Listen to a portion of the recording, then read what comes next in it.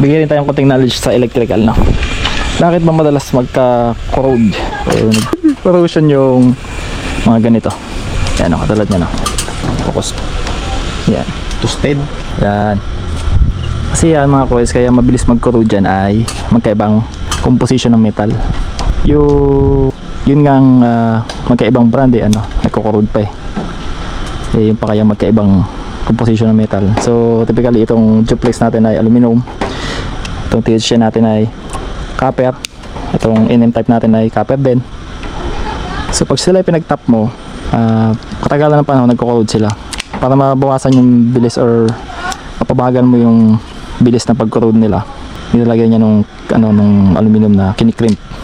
Pag ganito mga splice lang, ang suggestion ko sa inyo, gumamit kayo ng ibang kulay ng tape para pag siya ay nag-corrode, madali mo siya makita kasi nagkakaroon siya ng ibang kulay dito. Yung black kasi, pag nasunog, black pa din yun. Compare dito sa green or yellow. O yellow talaga yun, ubusan lang ako kung nakadala. Sa green, nakikita mo agad na nagkaroon siya ibang kulay.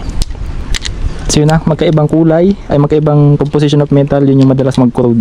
Pilipinas lang yata ang gumagawa ng copper to aluminum. Mas maganda kasi kung aluminum to aluminum siya, or copper to copper. Sa Phelps Dutch, nag-ano na siya, nag-adjust na sila ng aluminum para mabawasan itong mga ganito.